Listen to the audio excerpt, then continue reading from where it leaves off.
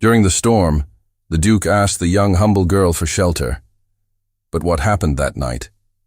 Rain flew sideways across the open moor, 1,000 needles driven by a hard western wind.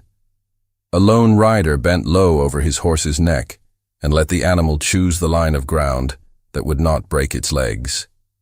Water ran from the brim of his hat and struck his cheekbone like thrown grit. The horse shied once at a crack of white fire on the horizon, and then pushed into the dark again, ears pinned, breath hot and loud. He saw the cottage by its stubborn light. A single candle, steady in a small window, made a square of gold on rain and stone. He drew rein and felt the animal quiver under him, all mud and heaving lungs, a good creature that had given more than it should. He slid down, boots sinking to the ankle, and put a hand to the horse's damp neck. The wind made the old thatch lift like fur along a creature's spine. He led the horse under the short lean-to, wedged the reins around a peg by habit, and went to the door. He had to put his shoulder to it. The latch fought him as if the house itself had taken sides with the storm. He knocked with gloved knuckles, then with the heel of his hand, and the sound went sideways in the wind. He knocked again, and felt the slick of blood on his temple where a branch had scored him in the dark. When the door opened, it opened a hand's breadth, and a woman's voice said nothing at all. Only the weather spoke. He lifted his hands away from his body to show he held no weapon, and said the single word a stranger may say when he has no right to ask for more. Shelter. The door widened. She was young, wrapped in a shawl, her hair braided and looped back to keep it clear of the work she had been doing. Behind her, a child slept on a narrow bed, a quilt stitched from squares of use and frugality.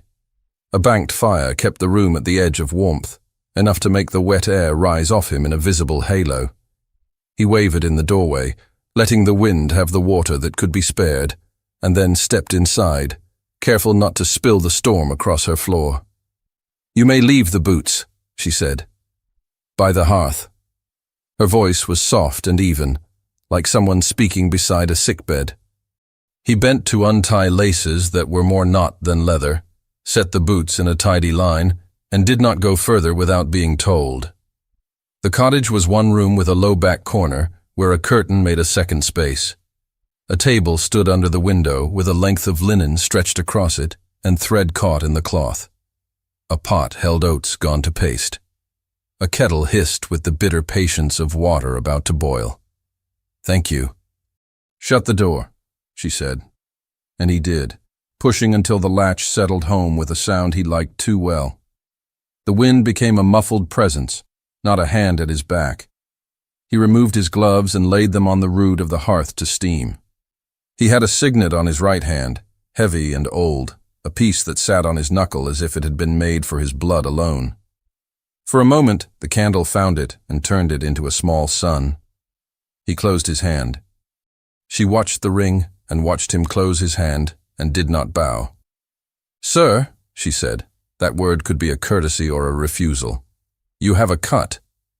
"It is nothing," he said, feeling the sting now that the wind was not taking his attention. A strip of skin grazed at his temple made a bright thread of pain among the cold. She moved to the table, took a clay cup, and poured vinegar and water without looking as if she measured the proportion by habit. A basket under the table yielded a folded piece of linen that had been scoured and dried in the last decent weather. She came close enough that he smelled clean cloth and human skin preserved from the storm by good sense. He did not bend his head without invitation. She raised the cloth and tipped his face with 2 fingers and made the invitation herself. "You'll feel it." He did. The vinegar was sharp and honest and woke the nerves along his brow. Her hands were steady. She worked with attention and without ceremony, the way a surgeon dresses a wound or a mother fixes a child's scraped knee. For a strange second, he had the sense of being properly kept by someone who understood that a man is not his name first, but a body that bleeds, chills, warms again. "Sit," she said, and nudged a stool with her foot to a place where he could be tended and not cast a shadow on the bed. He sat. His coat creaked as the water gave up its hold, making the sound of old leather waking. She lifted a strand of hair from the edge of the cut and smoothed it back.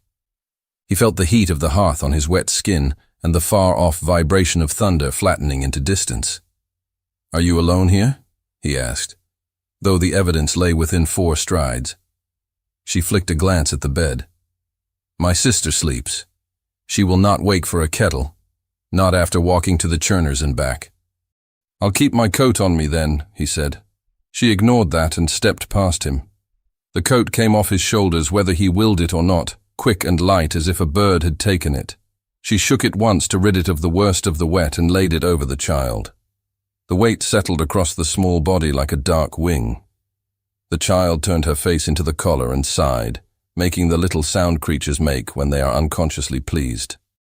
"Leave it," the woman said to the coat, not to him, and then went to adjust the kettle on the hook. He watched her. Her hands did not tremble when she worked. It was only when they rested that he thought he saw the faintest flutter, a tremor that had nothing to do with fear and everything to do with a life that never stopped moving. He looked back at the hearth to keep from staring. The bricks on the back of the firebox were old red clay, some blackened smooth by decades of smoke. On the mantel above the fire, there was a folded packet bound in linen string with a small brown sprig caught under the knot, a piece of heather pressed flat by weight and time. It lay as if it had been laid there for so long the wood had learned its shape. He did not mean to stare at the packet.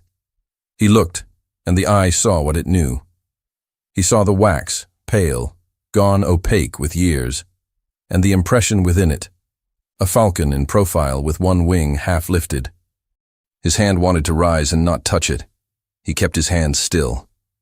"You can have bread," the woman said. "It's yesterday's. It will need the heat. I'll pay for it." Her head turned. That was all. He could not read the expression, but he could read the thought behind it. There are things money buys, and things it wounds by touching. "It's bread," she said, and there is a storm. He could have said something about fairness or custom. He could have made a point that would make him harmless. He picked up the crust she set near the fire and turned it so both sides would warm. It smelled of oats and a little salt, and he felt foolish for having said the word pay at all. The kettle found its boil. She poured hot water into a small teapot stained by years. She did not waste leaves on a stranger who might be gone when the rain eased and charity curdled into regret. She made tisane with dried mint and a little honey scraped from a jar with a carved spoon. He took the cup and warmed his fingers. The heat crept into him exactly where it was needed. "Thank you," he said again, a second coin placed carefully on a table between them. "You may say that when the floor is not made mud," she said, with no smile, and then glanced down and saw the neatness of his boots by the hearth. "Or now, if you like." He almost laughed. A sound startled in his chest, and then settled, a creature small enough to sit on his ribs and wait. He lifted the cup to his mouth and tasted mint and honey and smoke. The cut on his temple pulsed with his heartbeat, and the pulse steadied. He went to the door. "Where?" she began, primed to object, but he had already set one hand to the latch and braced with his shoulder, then used the other hand to keep the door from banging when the wind made its grab. He stepped out into the lean-to to put his hand on the horse again, to scrape sodden grass from the animal's fetlocks, to pour a little of the kettle water into a trough to take the chill off before the animal drank. He found a rag and rubbed the animal's crest, speaking nothing, offering the steadiness of a palm as reassurance. When he came back in, she had set a second stool by the hearth and moved the table a fraction so that the bed stood more nearly in the fold of warmer air. She did not apologize for rearranging her home around a stranger. She did not say anything at all about how the horse's needs had been put right before his own. He felt the old habits of rank shift under his feet like stones under water. "Do you have a name I may use?" he asked, shutting the door with care. "Anna Fletcher," she said. "You are wet and bleeding. That is all I need to know." "Then you know enough." "You sound like a man used to words doing more than they do," she said, not unkindly, and took the rag he had used on the horse and threw it into a bucket by the door, as if it were an accusation that had been answered. He smiled without showing it. He had been told before that he sounded like a man waiting for an argument to make him useful. He ate the bread she set for him and let the mint drink warm a line through his chest. The room was small, and his presence filled too much of it. He placed his cup on the table and saw the length of linen stretched there, a seam running down the center, small neat stitches that would not be seen beneath a bodice or at a hem, and yet were made with the same care as visible work. "You sew for others," he said. She turned to the cloth as if he had pointed at a child. "I sew for bread and for rent." "There are wages paid for work," he said, "because sometimes truths have to be said out loud to be born." "There are wages offered for surrender," she answered, and that was the first moment the room felt colder than the rain. He looked toward the bed again. The child breathed with a steady rhythm, the coat heavy enough to anchor sleep. There was a stray thread caught on the cuff, a bright curl against dark cloth. He reached to pick it off and then left it where it lay. He had learned in other rooms that removing the small signs of life left by others could be a kind of theft. "You needn't be afraid," he said, and knew as he said it that assurance was a thing a man likes to hear himself give. "Of what?" she asked, not mocking. "Of me," he said, and then went on before silence made him a fool. "I will sit on this stool until the storm finds its end. I will not trouble your home beyond that." "Good," she said, his word and hers meeting in a place that was neither invitation nor dismissal. He sat. The minutes settled.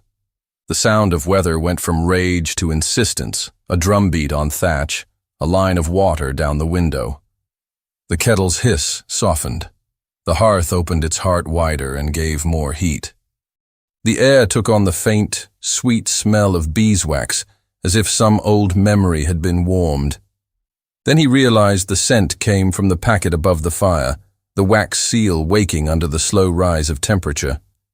He let his gaze go there because not looking is sometimes more revealing. "Your wax is old," he said, testing. She did not look up. "It was my mother's." He nodded like a man agreeing with a thing that should be left alone. He saw the falcon in the wax and felt a tension run through him like the first current through wire. He kept that current out of his face. "Why did you light a candle when oil is dear and evening was half spent?" he asked, willing the question to sound like simple curiosity. "Because my sister asked if the world had gone, and I wished to show it had not," Anna said. Then she cut a thread and held the end between her teeth a moment. "And because a light in a window can be a map." "For men in storms," he said. "For anyone who needs it," she answered, and did not grant him that the map had been meant for him. He had been the authority in rooms where maps were unrolled and nations slid under rule like cloth. This was a different geography. The coordinates here were bread, water, heat, the weight of a coat on a child, a cut that needed vinegar, a woman's face that did not seed unless the argument made sense. He found the place he needed to stand inside this map and held there.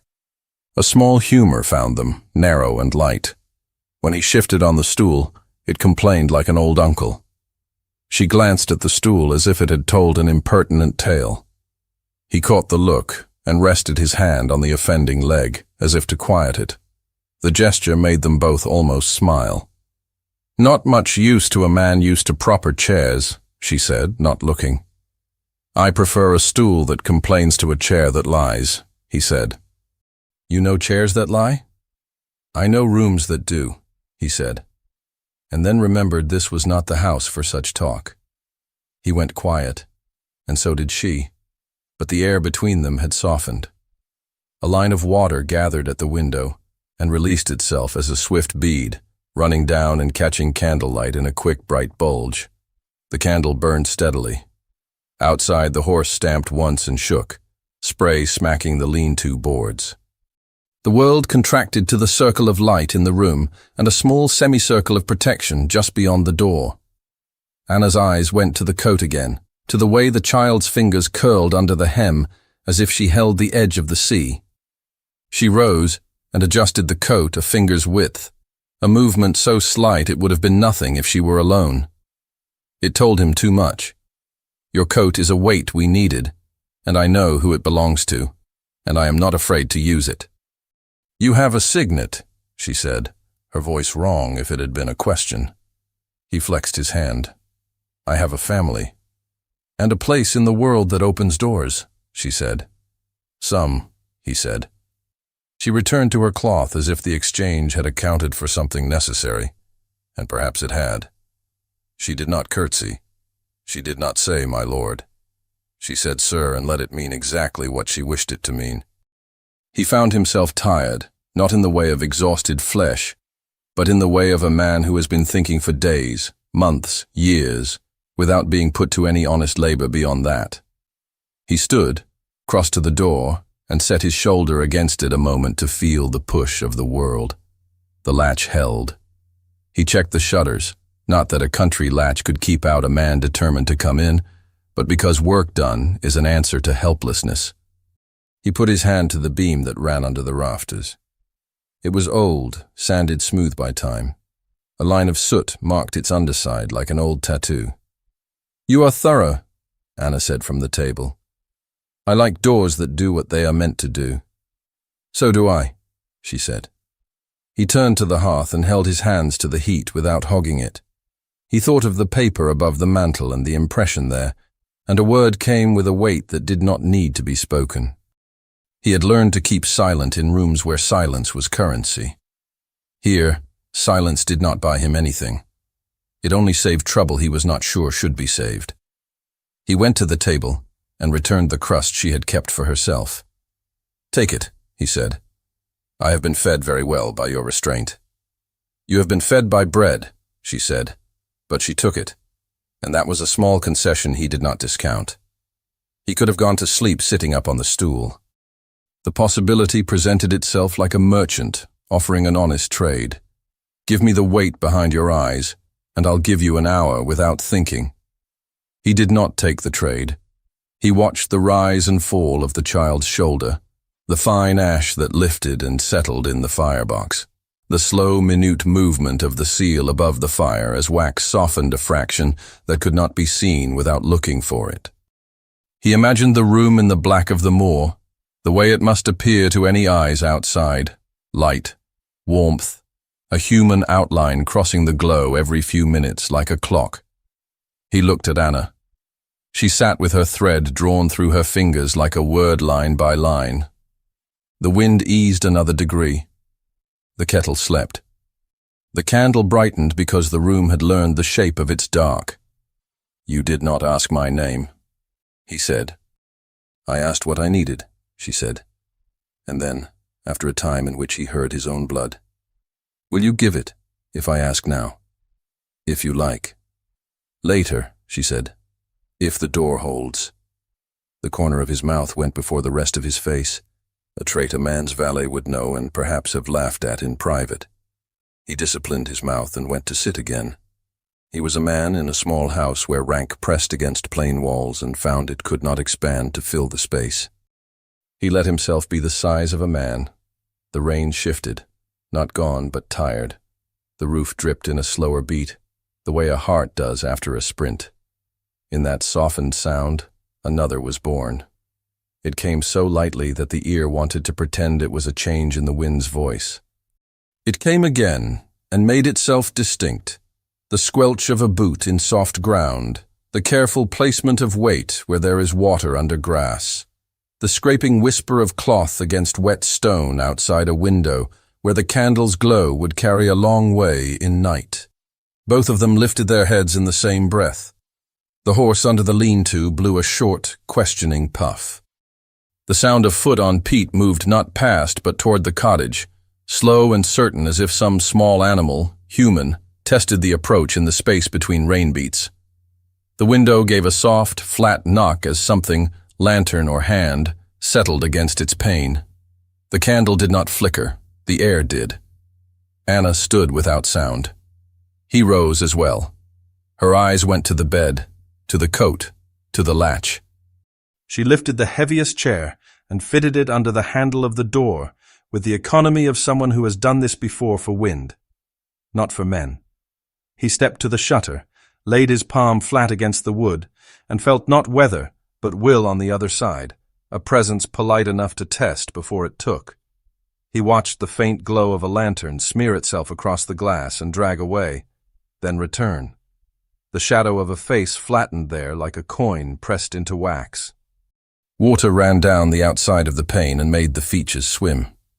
No sound came from the child. No word came from Anna. The room waited and held its breath. The latch shivered under an unseen hand. The latch shivered under an unseen hand. Anna pressed the chair tight beneath it and felt the wood take the brace. The door gave its unsettled little sigh at the added weight, a sound she had come to know in high wind, a thing between complaint and relief. This was not mere weather testing the join. A body stood on the other side, its patience pressed through the iron as surely as rain. She lifted her hand, palm down, to the man by the shutter. "Be still." He obeyed. He flattened that same hand against the rough board and leaned with the easy balance of someone who could gather power without moving an inch. The candle made a warm cap on his brow and left his eyes, for a second, pools without color. A sleeper's breath marked the bed in soft measure. The room held. Outside, the lantern's glow swam across the glass. It was held low, as a man holds flame when he wants to see without being seen by the lane. The light made a shallow lake of yellow on the pane, then pulled away, then returned as if its bearer had second thoughts. "Who's there?" a voice called, not loud. The words hit the wood and lost their teeth. Anna kept her voice to the shape of the room. "A house with a door that is shut." "You've got company," the voice said, curious in a way that had weight. "We saw the horse."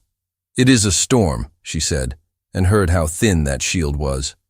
"Open," another voice urged, closer than the first, younger by its impatience. The lantern knocked a bump against the shutter. The knock was small and ordinary. 1,000 such sounds happened between neighbors. It still made the hair at Anna's neck rise. She lowered the lampwick until flat tin and glass glowed dull, and the room's edges softened. Shadows no longer threw clear on the wall. It was something. She could not banish the candle. The child muttered when the dark pressed too close. The child slept now with the heavy coat for a weight. Meg had always slept like that, as if needing the certainty of a hand. She slid one palm along the table as if straightening cloth. Her fingers found the packet above the mantel without looking. The sprig of heather, sealed there years ago by pressure and longing, brushed her knuckle. She lifted the packet down, quick, heart thudding, moved to the table, and set it beneath the loaf where heat would loosen crumbs and make the hiding ordinary. Beeswax touched by fire spoke a ghost of sweetness into the room. The scent threaded into the storm's iron taste and made its own argument. The man by the shutter shifted. The leather at his shoulder spoke a low creak. He glanced at her hand near the bread, and something like comprehension moved along his face. He did not look long. He let his gaze return to the wood beneath his palm. "Say nothing," Anna breathed. "I will say nothing," he answered. Not even the small courtesy added to dull the edge of a command. There was no hurt in the way he took it. Meg slept on, indifferent to strangers and to men outside taking inventory of other people's lives. Anna tugged the chair another fraction tight under the latch and listened for more than sound. The more spoke in many voices. Men in weather sounded different than a storm itself. They had a way of pausing. Men paused because they expected to be answered. "You need help?" the first voice asked, almost kind now that curiosity had learned it was not alone. "We've a strap for the latch." "We have a chair," Anna said. "Plenty of men have had chairs." The lantern knocked the shutter again, as if to test the truth of that. She thought of how few things stood between women and the world when men chose to test a door. Her stomach went cold and then hot. She had made bargains with winter and with the woman at the churn. She had not made any with men who came in the night to establish stories. "Go on," the younger voice whispered, its caution false. "Look in the gap." She moved to the window with a cloth, as if it were merely her habit to wipe away condensation.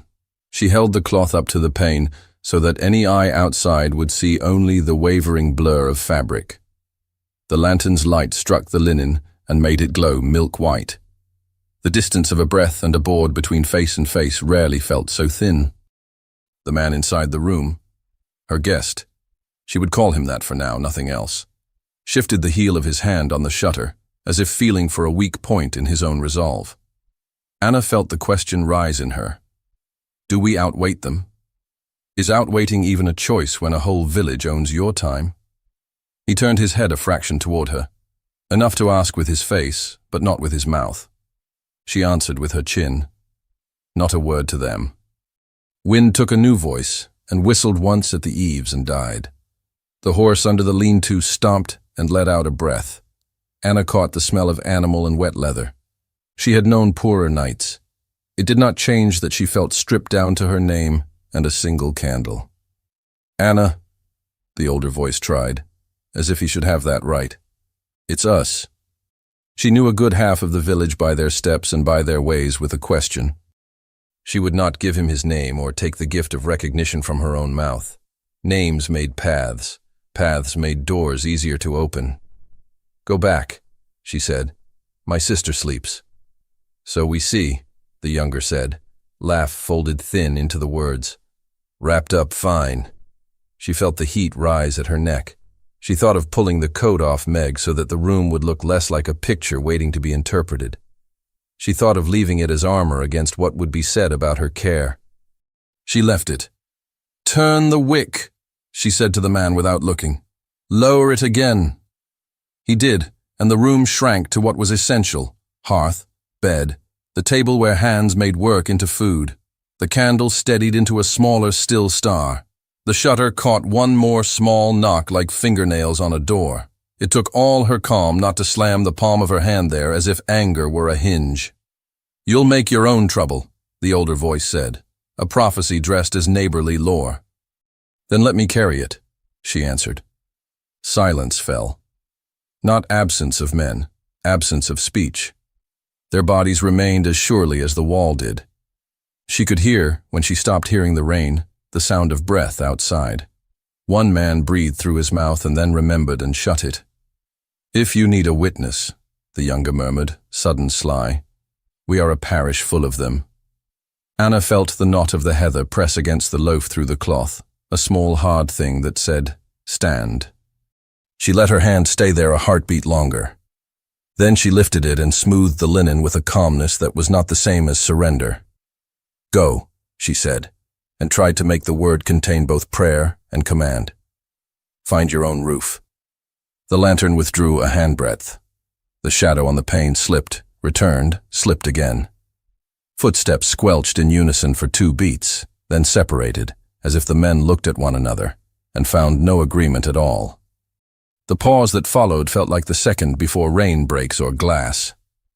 Open, the younger said, louder, knocking hard with the lantern's wood shaft this time.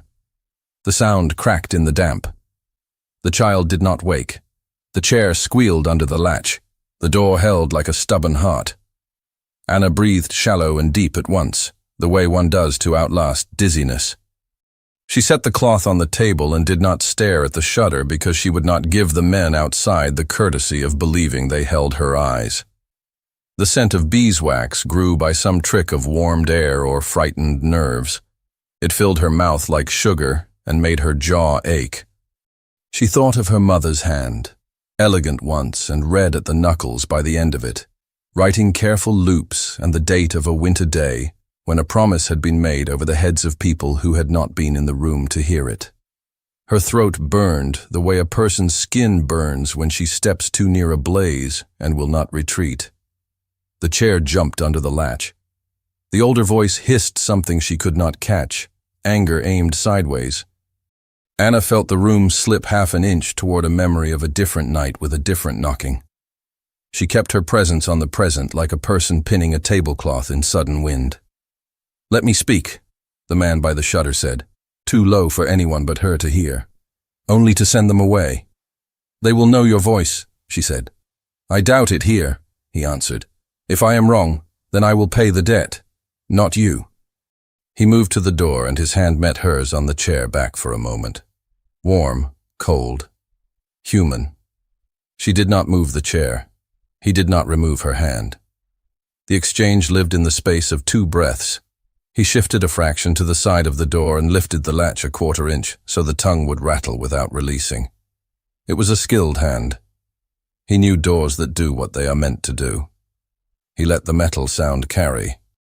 She asks for peace, he said, pitched to travel through wood, not around it. Leave us. Us. The word sat between them like a hot coal. Anna did not look at him. She had no use for owning or rejecting a word that could keep men from pushing past a hinge. Us, the younger echoed outside, delighted. Hear it? You do not want this, the man inside said, still level. If there is trouble to be had, I promise you shall have your share of it. But not here, not tonight. You promise, the older said, and the weather carried the distrust. Anna tasted iron. The man inside lowered the latch with care, as if the act had weight beyond the metal. The chair remained. The shutter felt alive under his other hand. The room's pulse climbed to match the men outside and fell, stubbornly, to match the child's sleep. He stepped back from the door and returned to the shutter and held again. The exchange with the men ended not with agreement but with the absence of more words. Absence is a kind of answer. It held as long as the men could hold their tongues, not long. Open, the younger repeated, the knock now a blow. The shutter latched. The wood took the thud and vibrated in his palm. He did not move. Anna did not move. That was the only victory they had. The lantern knocked again. The iron hook on the shutter had been stretched by years and weather, and poor nails and hands that did what men did to things that were not theirs. The blow set it off its catch. The old hook sprang. The shutter flew open so fast a current of wetter air ran into the room and curled the candle flame without killing it. Everything in the room lay for a second in lantern light, like a painting hung in a public house. The coat over the child, the man by the window holding himself like a line drawn with a straight edge. Anna standing square, her hand on the back of a chair used as a brace rather than as furniture. The men outside saw everything that could be seen in one sweep, and filled in everything else with what hours of gossip had already taught them to think. It took the time of a blink. The lantern tilted in a startled hand. Wax slopped. A low flare guttered and steadied. The younger man, close enough now that Anna could see his breath ghost across the glass, stumbled back 2 steps and banged his heel on a stone. He swore, joy and alarm jostling in the same motion. Do not drop that, the older hissed, command rising from the belly as it will in men who have long practiced obedience in others. Go, Anna said, not to them, and not to the man by the shutter and not to herself, but to the night, as if a command could be issued to entire weather. The younger man glanced toward the lane, toward the narrow track that would take him to other ears, other mouths. She saw the decision lift his heel before he had made it with his head. His body knew before his mind agreed. The lift of flight changes a posture in a way someone used to watching creatures can read. She had watched birds. Stay, the guest said to him. Voice stepped through the gap like a warning that could hold. It worked on horses. It even worked on men when they wanted to be worked on. Not now. The younger man grinned, a brief white flash with nothing to do with happiness. He turned his head, took the measure of the distance he needed to cover, and pulled the lantern hard to the side so that its light swung across the whole room again, pouring into every crack, making sure he could say later that he had seen what he had seen. Run, the older told him, resigned and complicit in the same breath. Anna stood with one hand on the chair and one hand on the table, and felt the small shift in her life as surely as a shepherd feels the first tilt of spring under ice. A person being changed cannot change while watching. She watched anyway. She saw a boy with a man's trousers and a man's hunger for being first with a tale turn his weight and carry the cottage inside his skull as clearly as if he had stolen the table and put it over his head like a roof. The man by the shutter climbed half into the opening and snatched the wood back against the frame, his knuckles rapping the sill, a bruise drawing up even before the pain could reach it. He hooked the iron with the flat of his hand and pressed until old metal thought better of coming loose again. Rain ran in over his fingers and down his wrist and into his sleeve. He held the latch with the grip of someone willing to let wood break rather than his will. "Go home," he said, quiet and terrible. "While you still can call it home." The older man left his place at the glass and stepped back into the dark, like a man who intends to make himself not a witness, but a part of the crowd later. The younger man made the choice that would be his to live with. He set the lantern at arm's length and made light into a blade to cut a way forward. He turned and ran for the village. He ran, and the dark took him. The other man lingered one breath longer, as if weight and weather could hold him steady, then slid away toward the lane with a shuffle that wanted to pass for dignity. The shutter sat under the guest's palm, vibrating with the echo of the blow that had thrown it open. Anna pushed the iron hook tight and wedged a sliver of kindling into the old hole, a small correction for years of strain. The candle steadied. The wind lost one of its voices. She did not move the chair from the door. She listened, the way a person listens for a crying child in a crowded market, separating what is theirs to answer from what is the world's noise. The horse gave a soft, disapproving snort. The rain, having done its worst, settled into a relentless wash. Somewhere across the moor a fox barked, a single strike like the snap of dry wood on a hearth. Her hands remembered tremor, and then let it go. Work has a way of knocking terror from fingers. "We must hold until morning," she said, and the word must contained everything she could not keep out. "We will," he answered. "You make a word do a great deal of labor," she said, but the sentence did not quite bite. "It is the only kind of labor men like me have learned," he said, dry as old bread. She did not give him the relief of a smile. She reached for the kettle, hung it nearer the heat, and ensured the banked coals would carry them forward. The child slept on under a borrowed coat that had become an argument in cloth. Anna's hand went to the loaf on the table and then away, hovering. The packet was not safe above the fire. It was too visible to someone who wanted to see everything. She slid it under the bread and then set the blade of her knife on top, as if she were guarding nothing more dangerous than a heel. "Sleep if you like," she said to him. "I will keep the chair and the shutter." "Sleep seems ambitious," he said. "I will watch." It was a night built for endurance and small mercies. He took turns checking the lean-to, careful to open the door a crack and close it with no bang, speaking to the horse in a tone that held steadiness like a rope. He moved as men do when they are making themselves useful for the first time in a long time. She worked at the seam on the table, eyes on the thread so she would not spend all her strength staring at wood and guessing what lay beyond it. They allowed quiet to accrue again. Quiet is a currency. You spend it reluctantly. When the wind shifted, it brought scent from the village, the bitter ghost of banked peat, boiled barley, damp wool. It told her how near morning came. She glanced at the window and saw the black begin to lose its authority. She exhaled a long-held breath she had not admitted she held. The world at the edge of dawn has the decency to be honest. Things show their shapes. Lies have to invent themselves with more effort. "They will talk," she said softly. "That does not change our night," he said. "It changes our morning," she answered. He stood by the hearth, his coat darkly steaming where rain had soaked it before it went to cover a small body. Candlelight found his ring again and made the falcon seem to lift a wing. She saw his eyes follow the movement of light to the loaf. He was too practiced not to notice what mattered in a room. He did not ask.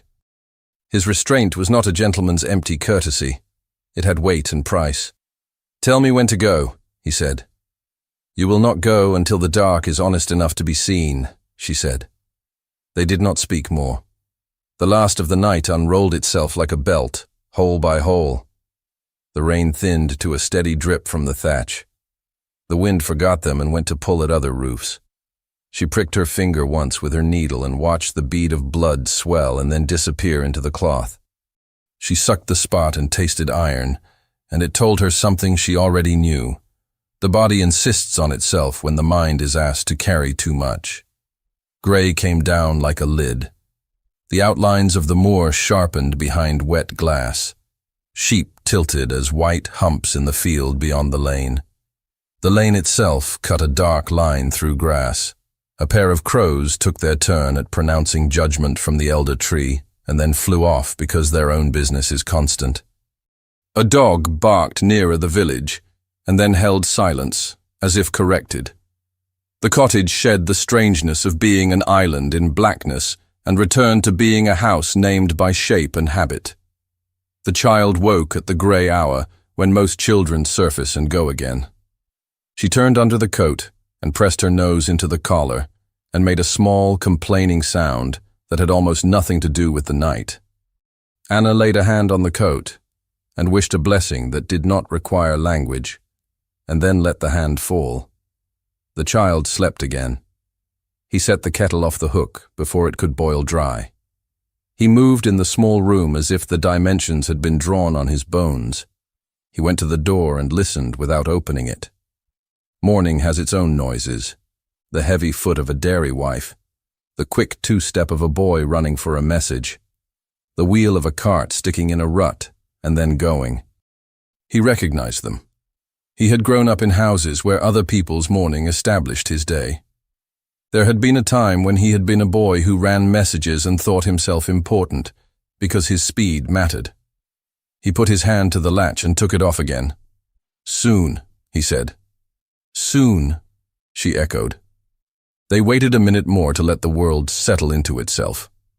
Then he drew the chair away from the door and unbarred the latch. He opened the door with just enough force to keep the wind's leftover mischief from flipping it out of control. Grey light ran in across the floor like water. The horse blinked and shook its mane as if to mark the beginning of a new set of tasks. The moor lay low and true. He stepped out and turned to the lean-to first, to look to the horse. He ran a hand down the animal's leg, lifting the hoof to check for a stone. He spoke to it without speaking, communicating a man's intention with touch. He loosened the girth so the horse could breathe. He took the bridle off, let the animal drink. He did these things with the assurance of someone who has had animals trust him, despite the ring on his hand. Two figures came up the lane and stopped at the sight of him. Neighbors. He did not know them, but he knew what they were. A pair who moved as if accustomed to carrying messages back and forth like small sacks, not heavy, but enough to change how a day sits in a house. The woman adjusted her shawl with a rattle as if cold had changed the fabric even if weather had not. The man let his eyes pass from the horse to the door, to the coat glimpsed at the edge of the bed. He did not look long. Looking long would be either rudeness or courage, and he had neither.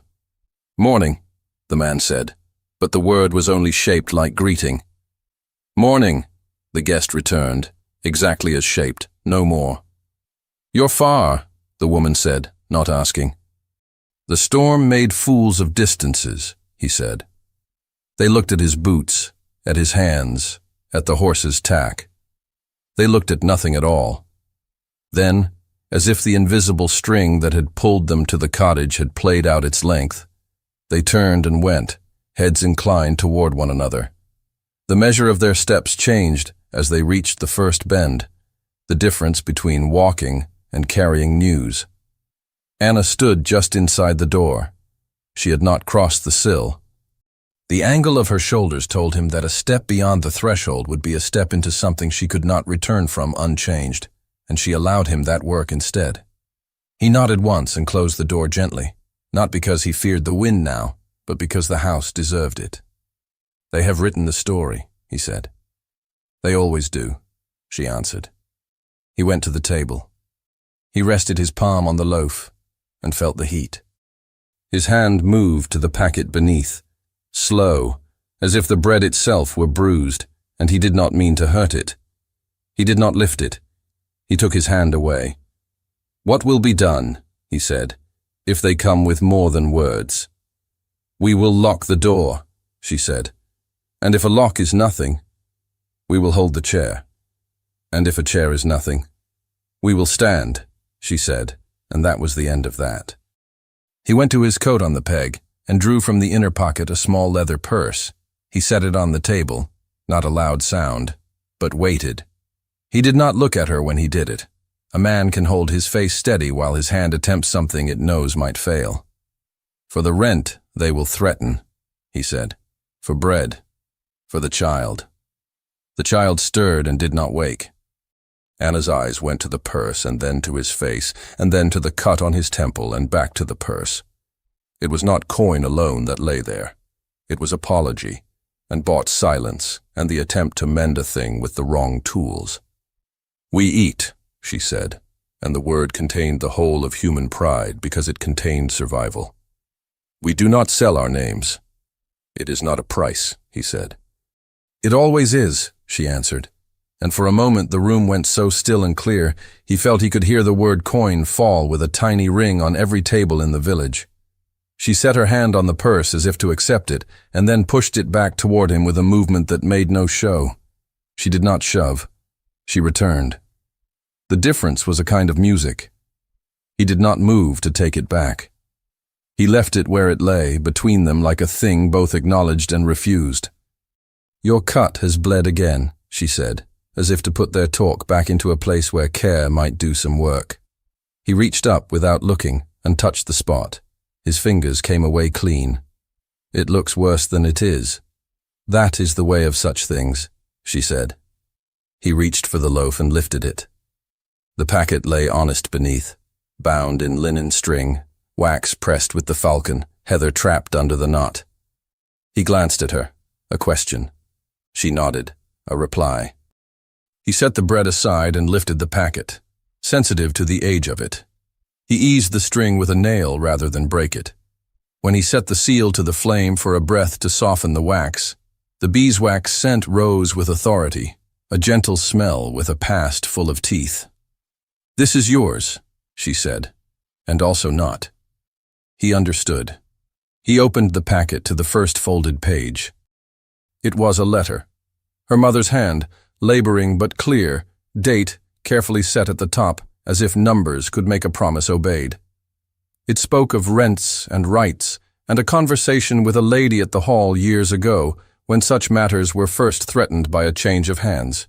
It named the steward as a man who had come with such papers in his bag and had left with promises in his ears and calculations in his ledger that had not matched kindness. He turned the page and found another sheet. Older, the paper finer, the hand a precise, lovely script he knew in the way a body knows a voice in a dark room. His mother's hand. The memorandum was short, noting certain tendencies held in safety against mischance or ambition unless reviewed with her. It listed deed numbers in neat columns with dates and a small mark he remembered. A star made with an unusually sharp nib. It had been signed with a name that belonged to the house the falcon guarded. The ink had gone from black to brown, but the authority remained. The steward ignored this, Anna said, not letting anger own the sentence. She fed it fact and let it live. Or, he said, he cleared a path around it. Her mouth pressed a fraction tighter. It is why I would not take your purse. I understand, he said. And he did, at least in the first degree. He looked at the lower corner of the page where the witness mark lay. There, in smaller, more cramped script, was a notation he recognized as much for its habit as its hand. The late Duke's habit of writing a date in the format he alone preferred. Day raised and month underlined like a footnote to his own authority. It was an old irritation of a son's that rose like a ghost and then dropped away with a weight that was not irritation at all. He did not let that rush surface. He kept his mind's face clear. What must be done, he said, and knew as he said it that the answer would cost more than coin. Truth must be read where they cannot call it gossip, she said, in a room where it cannot be said to be the talk of women. He winced inwardly. She had named the thinness of his title. It was a weapon or a shield, depending on who held it and who bled under it. They will come first, he said, to take the letter before it grows legs. They will, she said simply. They will call it a thing that belongs to them because it says their names. He set his palm flat on the paper, not to claim it, but to steady it against the breath that shook it. I will go to the hall, he said, and this time the word will had weight sufficient to move wood. I will take out the memorandum from where it is kept. I will bring it. We will make the reading in a place where they cannot say it is only us. The vicar will not play the steward's drum if the paper is set before his eyes. You will leave, she said, and made it sound like the breaking of something and like a blessing for a man on a necessary road. I will leave, he said, and return. She did not say, be quick. The words were unreasonable to place on a man who had to become large enough in public to confront a house built on his own name. She wrapped the packet again in linen. He watched her tie the knot with care that made it a small ceremony. He knew better than to put his hands in it.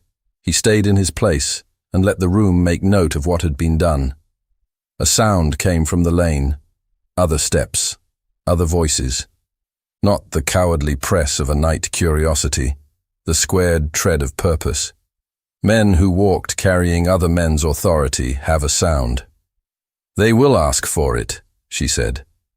They will not have it, he answered. Knuckles struck the door. Not a polite knock, but not a ram. The kind of insistence a man uses when he expects to be obeyed. Another voice, lower, trained to be heard across yards. By order of the steward. Anna set the packet on the hearth while her face stayed smooth. She lifted one brick at the back. The one she knew from childhood came loose in her hands. Ash dusted her knuckles. She slid the linen package into the cavity and replaced the brick with a twist to settle it white to white. She laid the loaf back on the table, as if it had never moved. Open, the voice repeated, sharper, because patience was not in the sack today. He went to the door and did not step aside. He laid his palm on the latch, but did not lift. State your business. It's in my first call, the man answered. By order of the steward. There's talk that a paper's been stole from the hall. This is a private house, he said. You do not enter a private house on talk. We enter where authority says, the man returned, not troubling to make the next argument. Anna stood where she could see the hearth and the bed and the door all at once. Her hand lay on the table as if to pick up the knife and cut bread. Her other hand hung loose at her side, relaxed as if she were after all just a woman in her kitchen. She was a woman in her kitchen. That was the point. You may fetch your master, the guest said, and the word master was a clean insult placed on the table between men who knew better. And your master may fetch his paper if he has one. You do not cross this threshold. The man outside tried to peer through the crack that was not there. You speak bold for someone who hides. Who hides? Anna said. Behind a door he has not opened. The pause that followed went brittle. He could feel it through the wood as if a cold edge had been slid into a seam. He raised his voice not at all and achieved more because of it. Go, he said. You are not wanted here. The men muttered. Boots scuffed. The door took a small kick, the way a boy kicks a log to see if it will roll. It did not. The men retreated, not far, and the sound of them thinned into the lane. He didn't like it. Withdrawal without giving ground is a ruse. I must go now, he said. Go, she said, and gave back to him the word he had just given to the men outside. He took his coat from the bed, careful not to wake the child, and moved in the small space with the force of a man made suddenly too large. He set the purse back in his pocket because leaving it seemed a different kind of insult. He opened the door, and cool morning air laid a damp hand on his face. He stepped into it and turned back once, a reflex. She stood at the table with her head high. He thought of what silence asks of people. He shut the door with a sure hand and set the latch as if that small act could hold off what wanted in. He went to the lean-to, to his horse. He tightened the girth. He put his hand to the animal's neck and felt warm life under wet hair. He swung up. He was the kind of rider who made a horse look smaller in no way at all. He set his knees and spoke low. The horse moved down the lane, hooves sending up little spatters that landed like punctuation on the morning's sentence. She counted breaths until the hoofbeats were only a memory her ear insisted on making. She had time to set the kettle back on, to lay the knife beside the loaf, with the blade turned inward, because she had raised a child to no care, to sweep a stray curl of thread from the hearth so it would not burn and smell like scorched cotton.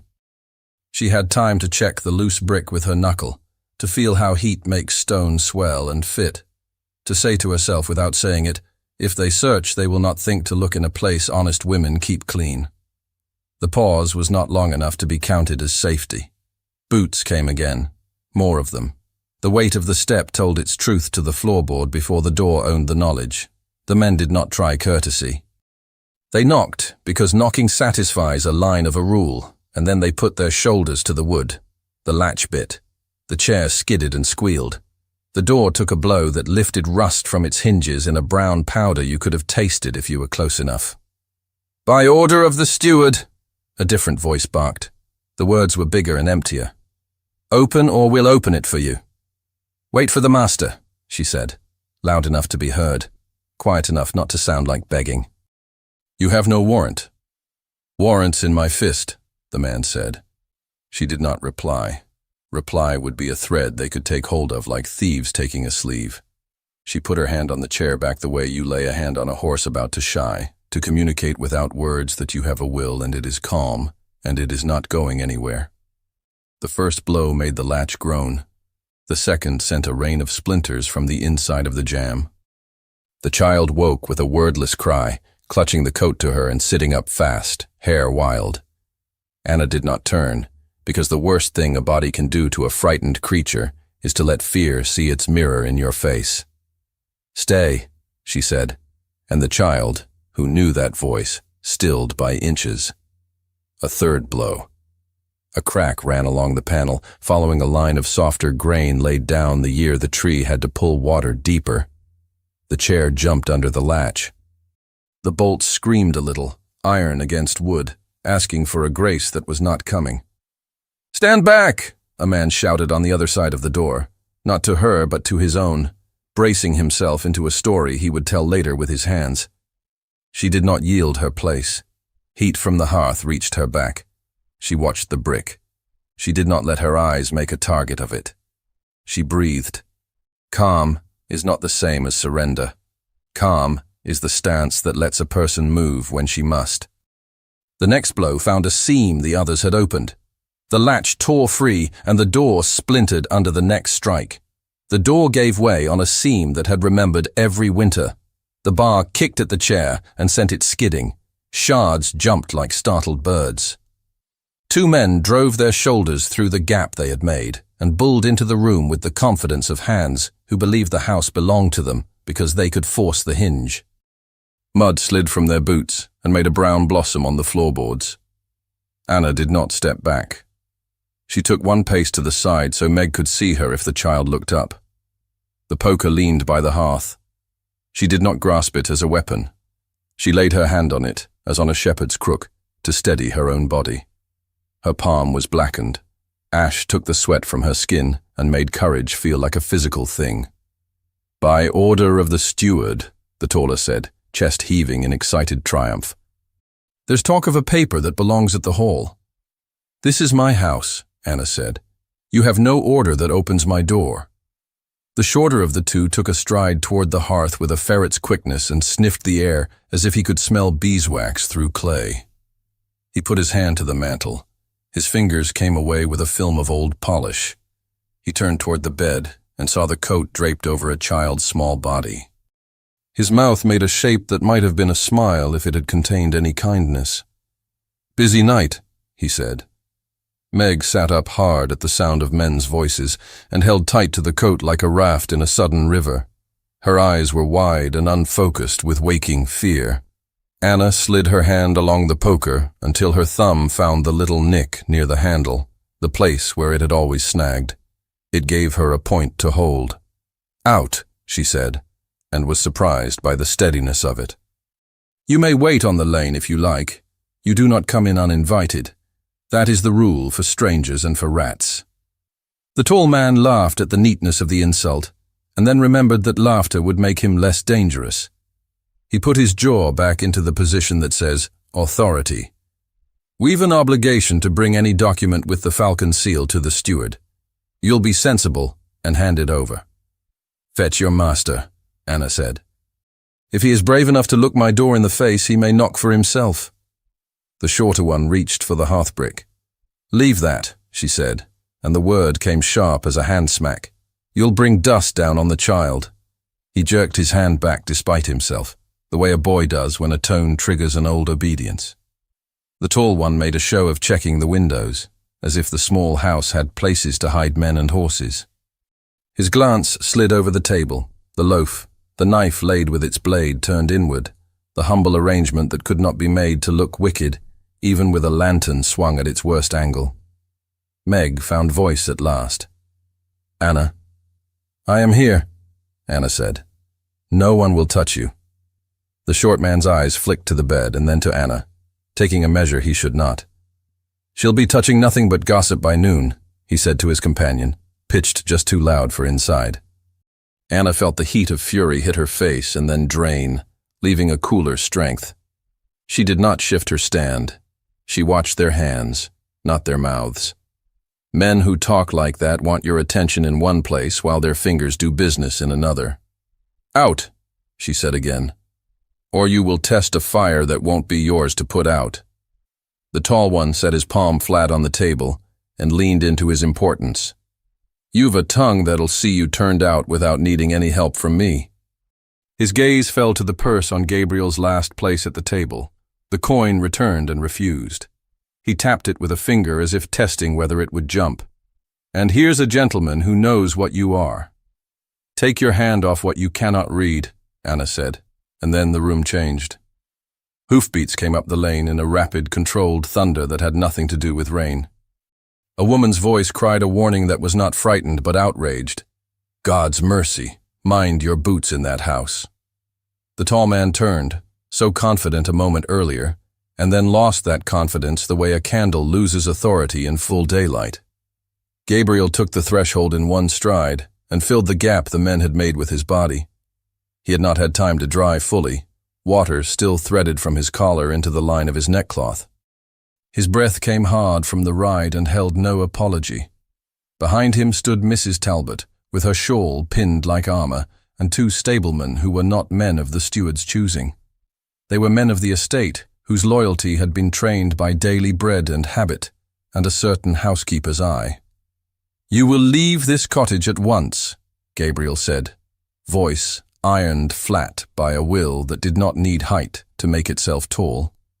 You have no authority to enter without warrant. By order of, the tall man began. Of me, Mrs. Talbot said, stepping past Gabriel so that her gray gaze landed on the men like shot. And of this house's mistress, she added, chin toward Anna, not as a concession, but as an instruction to the men about where authority resides in a room. Out, and mind your mud. The shorter of the intruders tried bluster and found it slipping on this floor. We were told there was a paper stolen. If there is a paper missing from the hall, I will say so, Mrs. Talbot cut in, and it will not be found under a cottage brick a quarter-mile from where it belongs. Out. Now. The stablemen took a step forward as one. Their hands did not go to fists. They went to the men's upper arms with the quiet suggestion of men accustomed to moving obstinate livestock without undue fuss. The intruders resisted, then yielded, then pretended they had meant to yield all along. They backed into the yard, too aware of the household's eyes upon them. The door swung shut under Mrs. Talbot's firm hand, and the chair was set back under the latch. It would not hold against a ram, but it would hold in this moment, because the room had taken back its right to say who enters. Meg exhaled a jagged breath and choked on a sob she had swallowed too fast. Anna went to the bed and lifted the coat an inch to make space for air and calm. She smoothed Meg's hair and kissed her forehead. The old gestures worked the way old tools do, not because they are elegant, but because they fit the hand. Gabriel stood one pace into the room and scanned it as if it were a battlefield whose lines could be altered by arranging furniture. The heat on his face could have been from the ride or from anger or both. He made himself breathe as if he had all the air in the world, and only then looked at Anna. "Forgive me," he said, and did not mean for the words to be a shield against guilt. He meant them as acknowledgement of a cost already paid. "You came," she said. "I wish I had not had to return," he answered. "Mrs. Talbot fetched men with quicker legs than mine."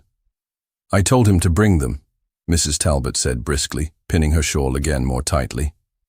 "And I told the steward's lads just now that they would not like what would be waiting for them at the hall if I found as much as one footprint where it ought not to be in this cottage.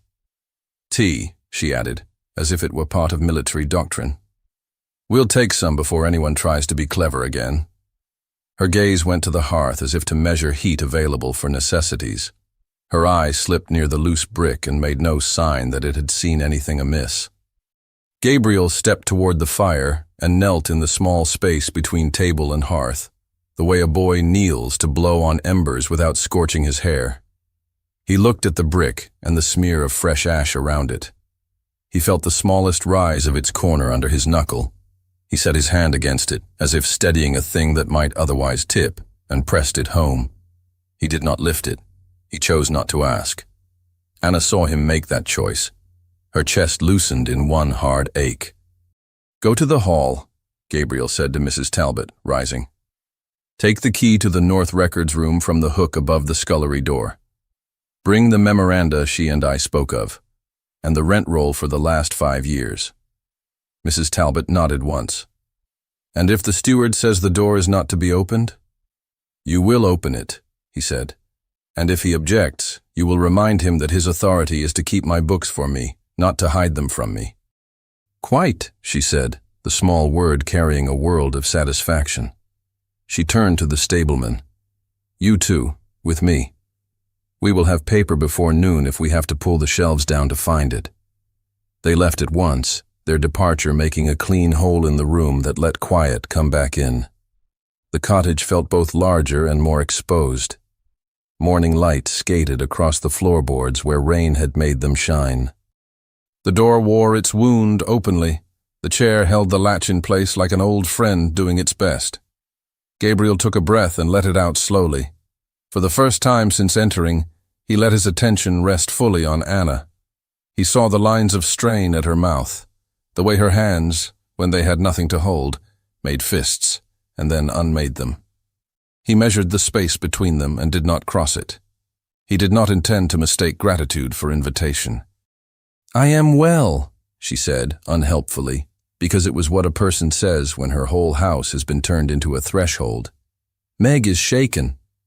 "I was a fool to leave you with that door," he said. "You were not," she answered. "You went to fetch what we need." "We," he repeated, tasting the word as if it might scorch his tongue. She lifted the kettle and set it aside so the coals could be pulled forward. Her movements were neat, the economy of a woman who has counted pennies in breath. "We," she said again, "if you do not mind sharing a word." He almost laughed because the only thing he wanted to share just then was the temper that had been trained out of him by a house that required its men to be colder than their grief. He set his hand on the table with care, as if the boards might bruise. "I have sent Mrs. Talbot for the late Duchess's papers," he said, "and the rent roll.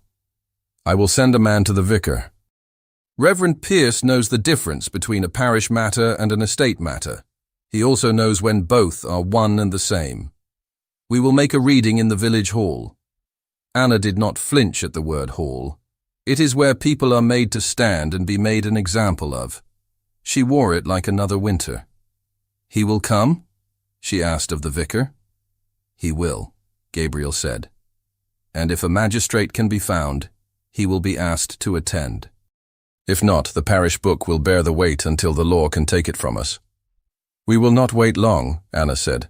"The waiting is where men like the steward do their work." He nodded.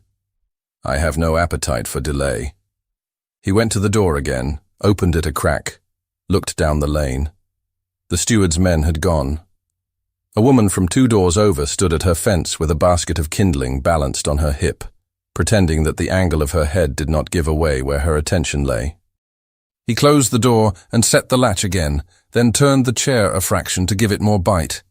He wanted to say something about safety. He knew better. He offered, instead, a plan.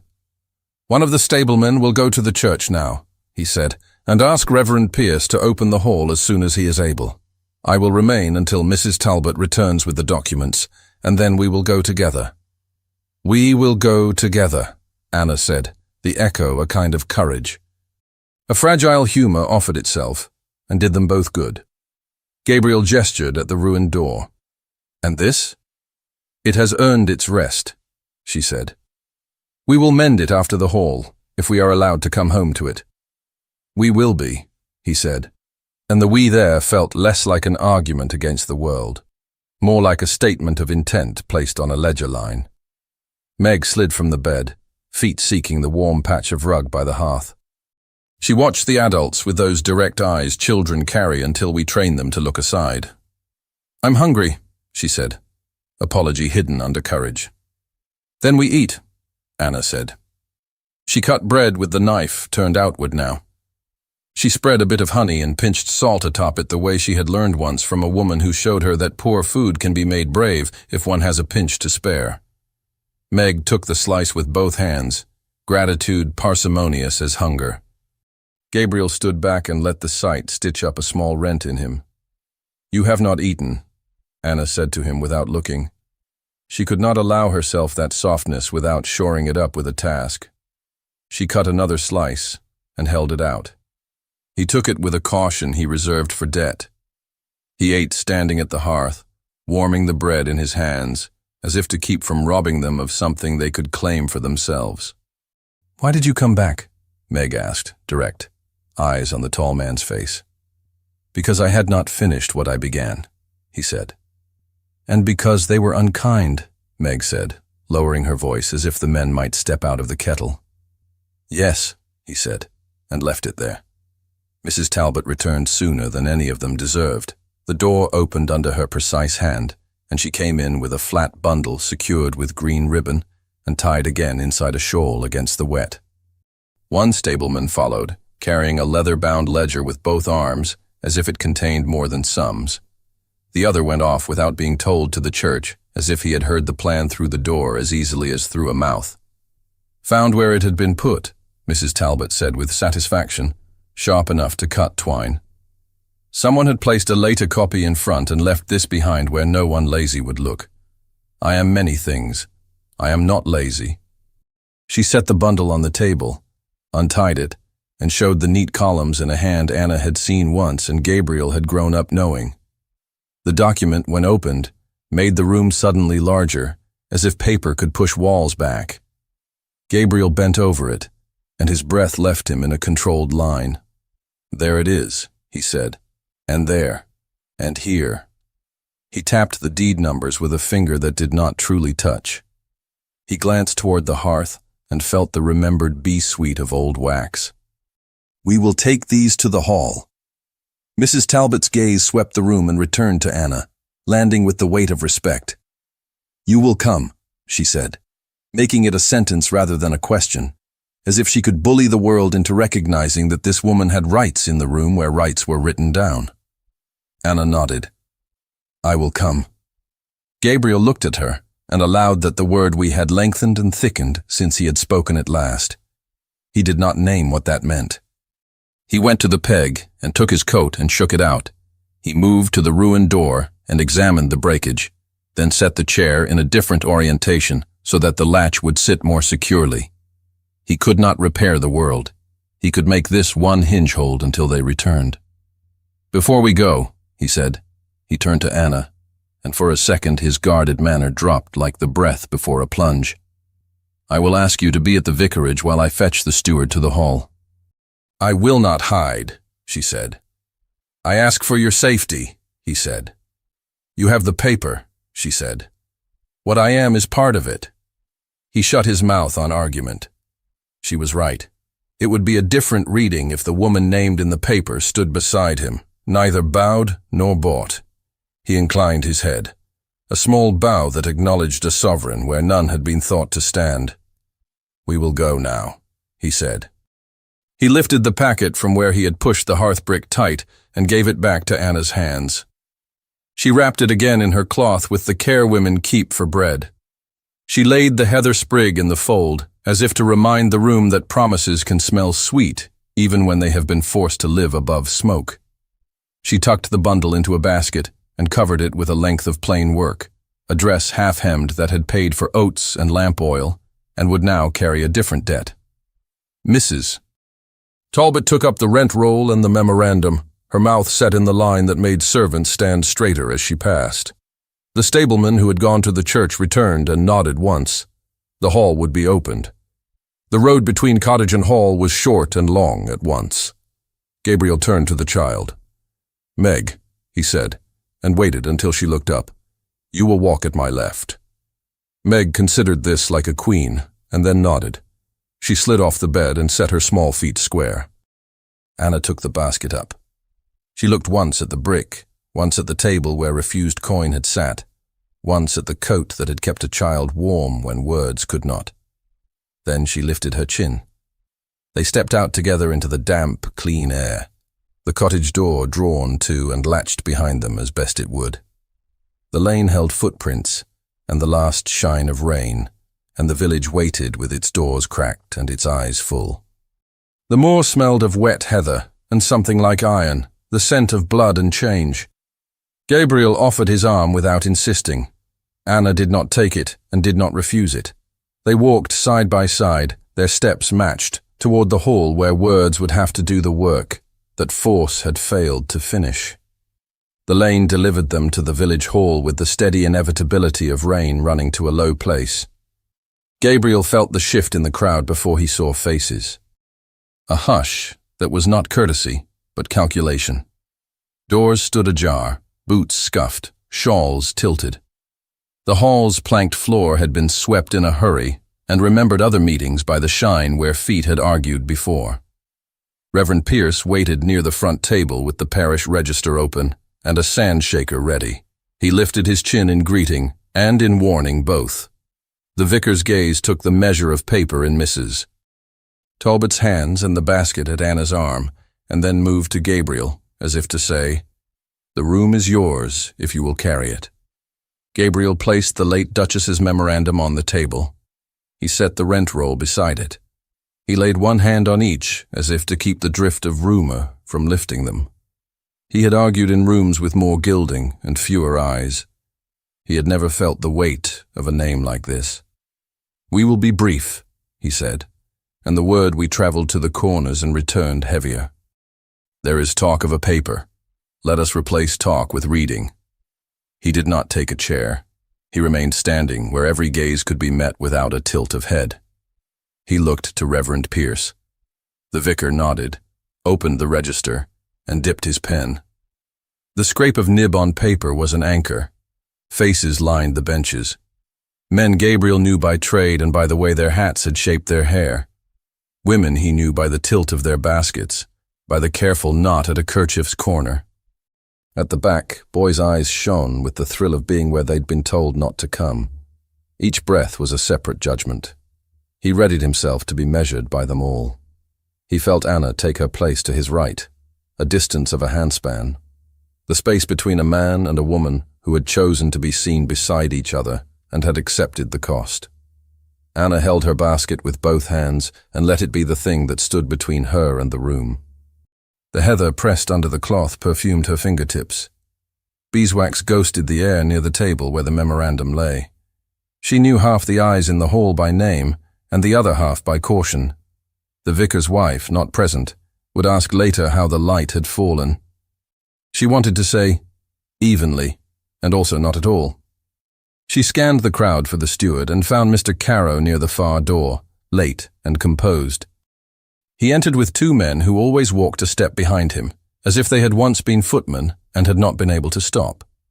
He carried a ledger under one arm and a face like damp cloth, the kind that takes impressions easily and forgets how it looked before. He saw her and did not look away. His eyes slid to Gabriel, then to the documents. She watched the calculation in him gather and decided she could forgive him nothing. Reverend Pierce cleared his throat and let the sound settle. "We are met to hear the reading of a memorandum of the late Duchess," he said, "and to align our records." Mrs. Talbot set the bundle she had tied with green ribbon on the table and untied it with a neat tug. She laid the memorandum open. Its columns looked harmless and had teeth. She stood back but did not relinquish her long habit of guarding household truth. She placed a finger at the first line without touching. Gabriel looked at the room. "Lady Emmeline Hawthorne wrote this in the year named here," he said, the date carrying more than ink for him. "She listed tenancies protected from seizure without her review. She signed it with her name. The rent roll kept at the hall contains entries that contradict it." He read the first deed number, then the second. He read the names associated, voices catching in throats as people recognized their own lines on paper. The hall leaned forward in increments. He moved down the list with the even tone of a man who would not let his voice do theatrics that the facts did well enough. Caro reached the table at last and set his ledger down with a practiced thump. "Your Grace," he said with careful respect, that meant the opposite. "Those are not the current books." "We are looking at the book that binds you," Gabriel said, "and me." "It is my duty to manage, not to be managed," Caro answered, dry as ash. "The late Duchess's kindness was never meant to outlive necessity." Mrs. Talbot's breath drew in sharp. "It was meant to outlive men who would profit by forgetting it." Reverend Pierce lifted a hand. "We will have reading," he said. "Then we will have answers." Gabriel turned the page and traced columns with his gaze. He put a finger on the small mark at the margin, a star made with that particular nib his mother had favored, and something in his body settled, as if a long-pressed spring had been given release in the right direction. He read again. He read until the corner of the room where Caro's two men stood no longer smirked. He looked to Mrs. Talbot. "Tell the hall where this book was found." "In the North Records room," she said. 3 shelves in, under a later copy that had been pushed forward to take its place to the eye. This older one had dust not of age but of a careless remover. Men who do not climb stools forget what those who keep their houses do. A low ripple went through the room, the kind villagers make when something is set straight without drama. Caro moved his hand on the ledger as if it wanted to get away from him. "We have arrears," he said. "We have tenants who pretend piety and hide coin." "You have lists," Gabriel interrupted, voice like a door shut in wind. "We have names. And we have a memorandum that forbids your taking without review. You will answer for entries that contradict it." He looked to the vicar. "Reverend Pierce, please mark that the notice of revocation at Miss Fletcher's cottage is rescinded in the ledger and in the parish book." The vicar wrote with a scratch that comforted Anna like a cat purring on a far chair. Ink dried under sand. The line appeared before her like a door. Caro's gaze went to Anna because men like him prefer to fight battles where they feel taller. "You had a man in your house," he said to her, loud enough to reach the hard ears at the back. Anna did not raise her voice. "I had shelter in my house," she said. "He had a storm at his back." Mrs. Talbot spoke before anyone else could. "Miss Fletcher's door opened to charity for a man caught by weather. When I arrived, the gentleman stood by the fire. The child slept under his coat. The room was decent. That is what I saw." Her testimony fell like a bucket of clean water. It washed the floor and left corners unashamed. Gabriel did not flinch from Caro's move. He put his hand on his signet and knew what it meant. He reached for the small stick of wax the vicar kept nearby for seals, and warmed it over the candle until it softened to malleable honesty. He tipped it to the lower corner of his mother's memorandum, below her name where space remained like an invitation written to him long ago. "Your Grace," Reverend Pierce said softly, not warning, but witness. Gabriel pressed his signet into the warm wax. He held it there long enough to feel the impression take. When he lifted his hand, the falcon stood beside its twin. 2 wings, one name with another. He did not perform. He let the room take the act and make of it what it would. "I affirm the binding force of my mother's protection," he said. "I affirm it upon my office. and I declare restitution for those whose rents were taken beyond what is just under this memorandum." Caro's composure collapsed in tiny ways that only practiced eyes could love. The corner of his mouth slipped, a finger tapped, then stopped tapping. He reached for offense and found none that would hold. "You will ruin us with your sentiment," he said. "I will mend what you have cut," Gabriel answered. "You are suspended from your duties pending full account. Mrs. Talbot will keep the keys to the records room. The vicar will oversee repayments from estate funds until a temporary steward is named." The hall did not cheer. It breathed. The kind of release that makes hips ache and hearts feel lighter. Anna felt her knees wish for a chair and refused them. She stood in the full beam of consequence with her basket in her hands and watched the room change around a table. She had seen men attempt to force change at doors with their shoulders and fail. She had not expected change to be written by a hand steady enough to keep the ink from blotting. Caro tried one last line. He turned with a pivot learned from years of smaller rooms. He raised his chin to address the back benches where judgments are loudest and least brave. "Ask what she did in the night," he said. Mrs. Talbot did not give the back benches a chance to take his cue. "She kept her girl warm," she said. "She kept a gentleman in his place by putting him on a stool rather than a bed. She fed him bread. She cleaned a small cut with vinegar. She kept a latch with a chair because two men came where they should not. That is what she did in the night." Reverend Pierce set his pen down. "We will keep to the matter," he said, gentle as a father who knows which corner to stand in so the children will stop fighting. He looked at Anna and then at Gabriel. "Is there more to be read?" "Only the parts that require work rather than ink," Gabriel said. He looked at the room again. "Restitutions will begin with those named in this column, Miss Fletcher among them. Apprenticeship placements for parish children will be arranged, beginning with Meg Fletcher, under the vicar's oversight and Mrs. Talbot's counsel, until such time as order is restored." He had said her sister's name aloud. The sound put a stitch in Anna's chest and then eased it. She watched Meg straighten like a small boat riding after a wave, head up, determination finding a place to sit. Meg's hand went to her dress where the hem hung. The instinct to work when overwhelmed was a family habit. Gabriel turned to Anna. The room had not moved. He did not ask it to give them privacy. Love is not a small room. It is courage in a public one. "I have trespassed on your house. Then I have trespassed on your mourning," he said. "I would not trespass on your life. Your tenancy is restored in perpetuity under the memorandum. Your sister's place will be made under the parish with my support. And if you wish it, I ask to court you under rules that are not of my making only." The room shifted as bodies made space for hearts they were not accustomed to carrying. People who had come for scandal found themselves present at a different sort of reading. Anna looked at him and saw not a ring or a title, but a man holding himself in the right shape for this request, square, steady, without flourish. The heat at her throat rose, not from shame but from recognition. She lifted her basket and set it on the table. She untied the cloth and took the heather sprig into her fingertips. It had been pressed long ago, but it still smelled like moor and stubbornness. She did not make a speech. She placed the sprig in his open palm. "Keep this with the other promises," she said, "and we will see if the weather in our two houses can be made the same." His hand closed, not to capture, but to shelter. Emotion moved across his face, as if a lantern had passed. Quick, honest, unable to be hidden by training. He bowed his head.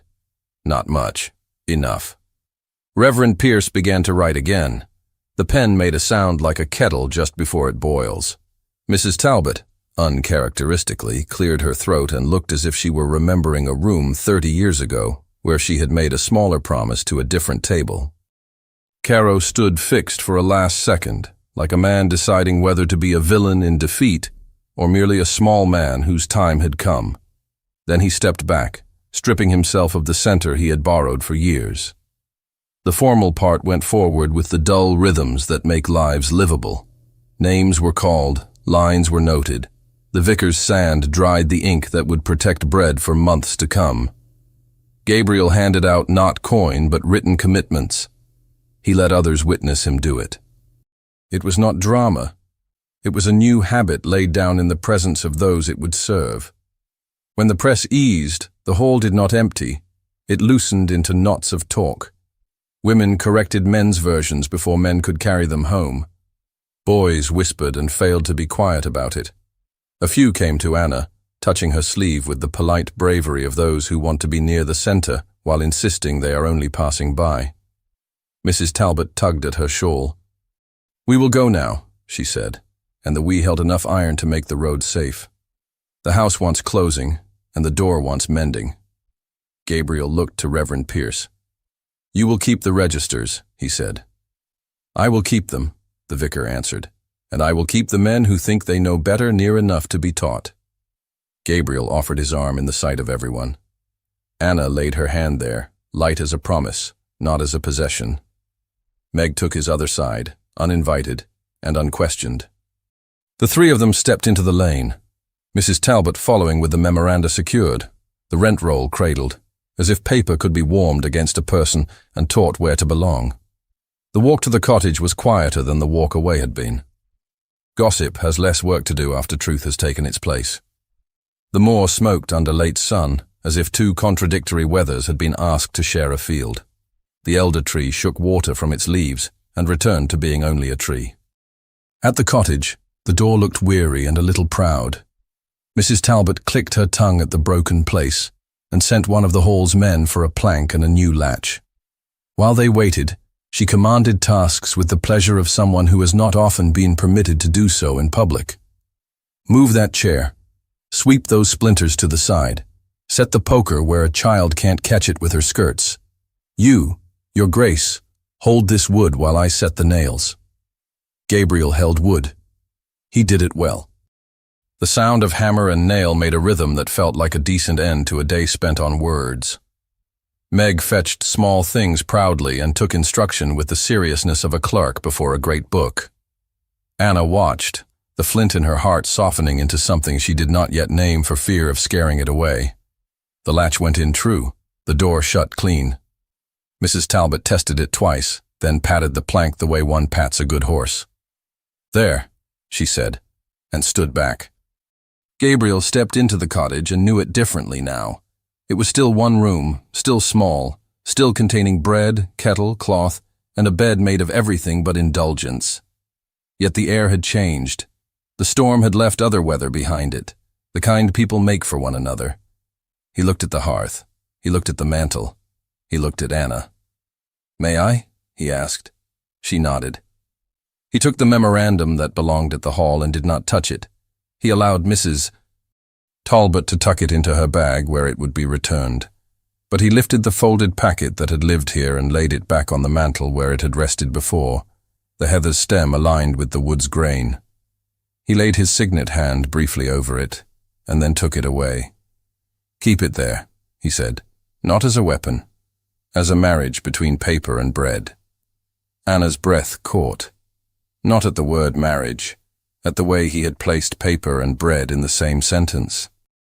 Meg crawled onto the bed and tested the new latch with her ear, listening to the click, and then smiling as if a music box had been wound.